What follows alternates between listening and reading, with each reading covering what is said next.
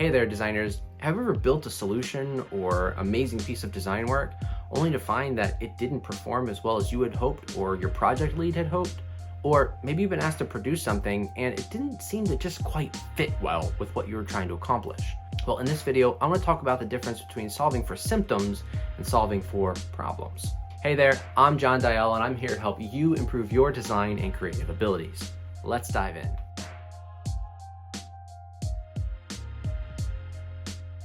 Now, this is the problem that I call of vanity solutions. Now I want to take a moment and slow down because there is a similar concept in business analytics called vanity metrics. I'm going to read for you this quote by Tableau. Vanity metrics are metrics that make you look good to others, but do not help you understand your own performance in a way that informs future strategy. Now, this is actually a really dangerous and pretty destructive thing. It's a set of metrics, a set of numbers that we might use to run a business or accomplish some goals, but at the end of the day, they don't actually inform us as to what is actually going on, as to what the problem actually is. Or they don't actually paint an accurate picture of what reality is. They just make us feel good about what we're trying to accomplish. We have a similar thing in design. In design, we can actually create solutions that don't really solve problems.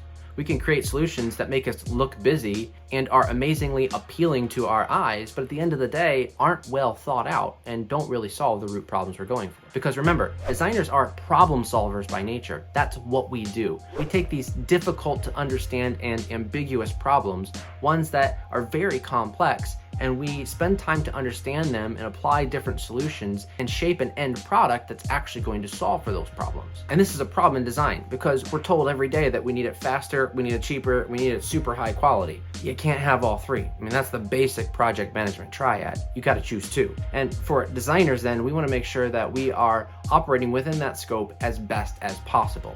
Now, we can look at a problem and we can think we understand it. And if we just charge forward with sort of that first initial understanding, we might not actually solve for the problem. We might be solving for a symptom. And that's something that as designers, we need to be discerning about. We need to look at what's in front of us, these prompts, these pains, and see, is this actually a symptom or is this a actual root problem? Is this a cause or is this an effect? So let's sketch this out for a second.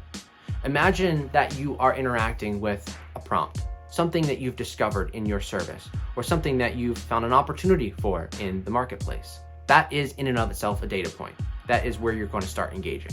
Now, how do you know whether this is a effect, a symptom, or a problem, or a cause? Well, you can start asking why. Why is that important? What is significant about this data point?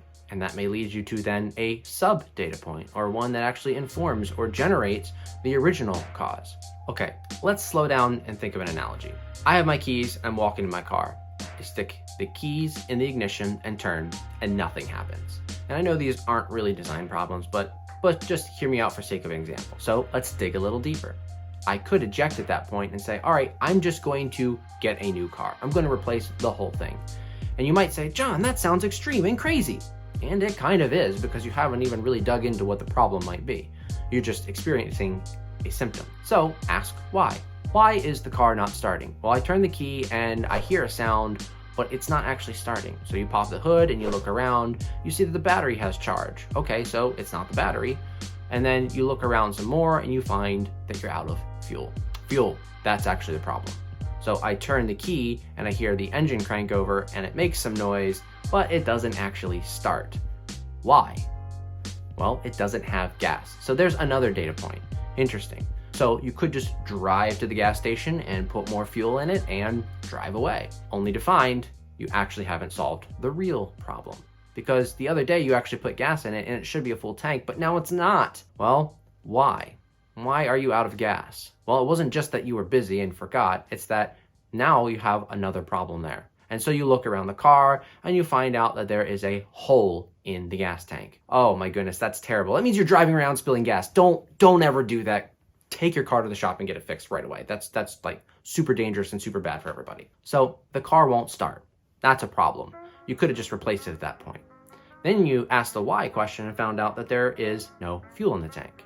Well, at that point, you could have just filled up the fuel and called it a day, but you didn't ask why. And once you did ask why, you found out that there's an actual hole in the tank. There's a leak in your gas tank, in your fuel tank. Very, very dangerous and puts everyone at risk. So the next step is you could just say, okay, I'm gonna go get it fixed at my mechanic. We're gonna have the entire gas tank replaced. Well, you never asked why you had a hole in the gas tank. Now, this is where it gets interesting, because perhaps you're actually parking over a spot where you have a nefarious little creature that actually likes to chew a hole in your gas tank. So even if you get your gas tank replaced, you might sit your car back on top of that same spot and find that there's a new hole there after you fixed it. So this is a powerful framework to continue asking why and get to the root of problems. Now, it'd be interesting to continue this thought experiment, but you can see the power then of asking why behind what you're actually experiencing. Is this a symptom, or are we dealing with root problems? And this is where we can begin to understand how we can avoid veneer design or vanity design. Design just for the sake of producing and to make everybody feel good. Look, we've shipped a solution, or look, I've made this product. Amazing, yay, pats on the back for everybody. And that's not what we're here to do. We're not here to make ourselves feel good. We're here to solve problems for people. And so as designers, make sure that you're thinking about how to actually truly solve the end problem. Not everyone buys into this, and not everyone thinks that this is a great way of working, because at some level it takes more time and more thinking and more attention. But you can actually bring this framework up. You can show people why it's a powerful way of thinking and why it can lead to better success for everyone when you actually start solving the root problems. And oftentimes, this is where innovation begins to happen, because you begin to see things in a way that you haven't seen before. So I hope this has been helpful to think through the difference between solving for symptoms and solving for problems, the difference between a vanity solution and really solving for the root issues that people experience. If you enjoyed watching this video and it helped you kind of think a little differently, make sure to hit that like and subscribe button, because we have plenty more content planned to help you improve your design and creative abilities. Thank you so much for watching. I love sharing this kind of content. I love helping everyone grow and the ability to produce amazing, amazing design work. Thanks for watching. Go make something awesome today.